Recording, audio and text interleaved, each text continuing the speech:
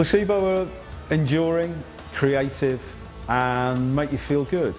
Placebo's tour de force on a tired and barren music industry began in 1995. Always looking for interesting, seedy experiences. Very unique, very distinctive. Like all their glorious predecessors, they are inevitably a cult band. Placebo, I think, are like three imps of the perverse, nagging away at the mainstream. But 10 years on, it's a cult that's gone global. As far as a musical entity, most importantly, they've got great songs. They were a great little band with a great little singer.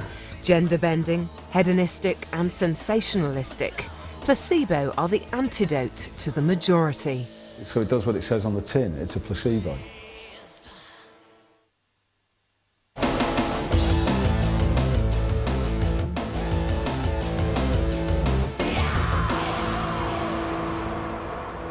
Three talented and young musicians, Brian Molko, Steve Hewitt and Stefan Olsdal, gravitated towards London during the early 90s, all for very different reasons. Brian had been desperate to escape the stuffy and rigid confines of his schooling in Luxembourg and arrived in London as a young 17-year-old to study drama. Brian is well remembered by his lecturers, Gerald Lidston and Robert Gordon at Goldsmiths College. He was very quizzical. He didn't seem to take anything on trust. I do remember that, and I remember him, he was always looking a little bit bemused by the sort of college authority and the sort of rules of the drama department. He wasn't, I wouldn't say he was a rebel at that point, but he was a kind of, he struck me as a quiet subversive. He was quite subversive, though he was always very charming and very pleasant and very obliging, and always a twinkle in his eye. That I do remember. Steve Hewitt had taught himself to play the drums after one of the kids at Weaverham High asked him to. His stage debut was playing Fleetwood Mac's Albatross in the school assembly. A passionate drummer, he worked out of Dougie's music store, teaching others to drum and gigging with several bands before he would fortuitously answer an ad for the band Breed. I think the advert that we put up for a drummer in Athletics Palace said, twin genius seeks third for German tour. Simon Breed went along to a gig by the Mystic Deck Chairs to check out Steve's drumming. I first met Steve in I think it was the Boardwalk in Manchester, and I can tell you what he was wearing as well. I remember it distinctly.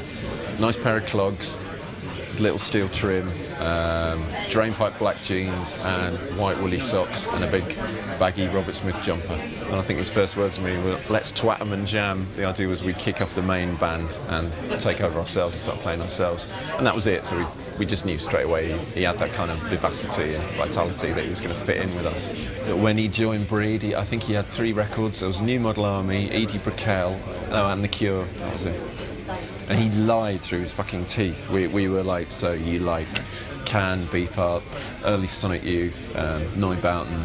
He's like, oh yeah man, got them all. Have you got any birthday party records? Oh yeah man, got all the EPs, love them. No one fucking even heard them.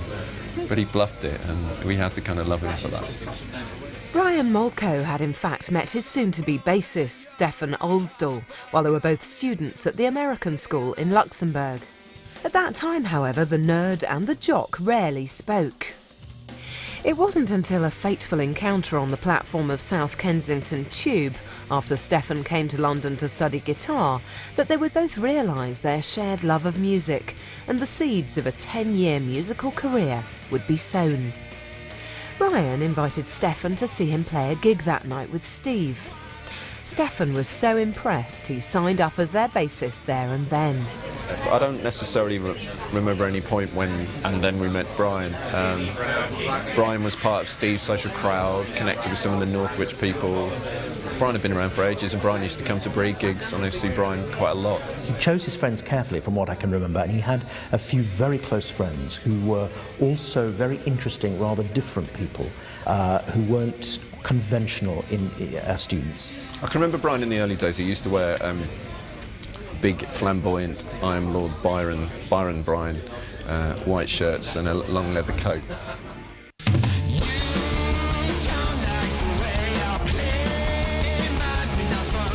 he was clearly always going to be interested in alternative forms of performance, not in straight theatre. In his final piece of work in his third year, it was very much Brian's show. In other words, he was writing it, directing it, singing it, performing it, and I seem to remember that nearly everybody else was support cast. So he was performing that from the front, and it was a pretty autobiographical piece, and one felt that he was sort of working out some public form of therapy, his upbringing, which made it fairly entertaining. At Goldsmiths, Brian developed his avant-garde personality, using his personal experiences for thought-provoking and entertaining productions in the name of art. Even now, Brian's inspiration comes from the darker side of the human condition. The motivations and intentions are simply to communicate emotion, to have an emotional effect on the listener, and basically to communicate something about the human condition. That's what makes it art. If it doesn't communicate emotion, it doesn't say something about being a human being, then it becomes entertainment. And it's your boy bands and your Britneys and your Robbie Williamses of this world. Hi, Rob. I mean, one of the good things about Brian, there are several good things, many good things about Brian, but he's very articulate about what he wanted. You kind of got a feeling that you were sort of talking to and meeting a person that really had a focus on what he was doing and where he wanted to go. It seemed that he was also, it was very much about gender.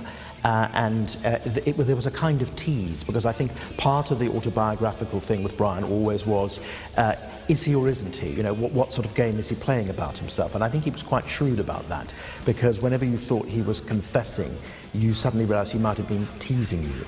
And I think, if my memory serves me right, in the piece there was something about the fact that the central figure is a man trapped in a woman's body. There was something to do with that. That wasn't the whole point of the piece, but that had something to do with it. And I do remember it was very brave.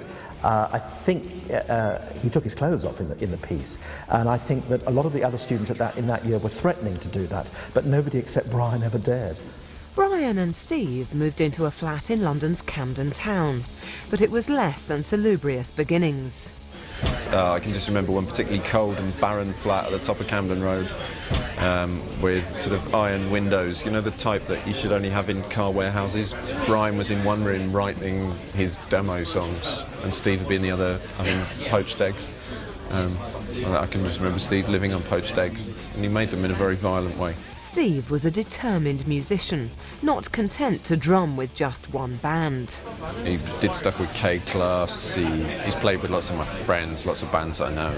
He always put himself out and about. He was always hungry for success, actually. Steve did have some success when he temporarily joined the Boo Radleys on their first album and subsequent tour, although the music wasn't quite to his taste, as he subtly informed the fans. And Steve seemed to hate it at the same time. He loved the success, but he seemed to hate it. And at the end of every gig, he'd drop his trousers.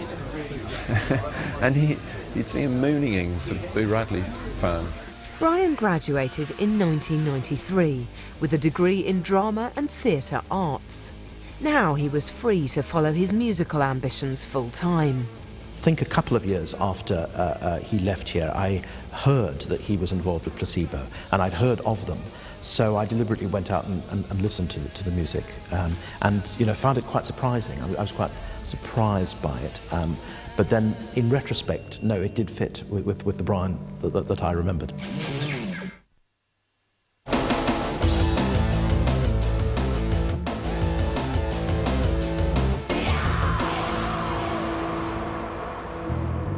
The Friends were now gigging on London's pub scene as Ashtray Heart, named after a Captain Beefheart song, with Steve joining them on drums in between his breed commitments.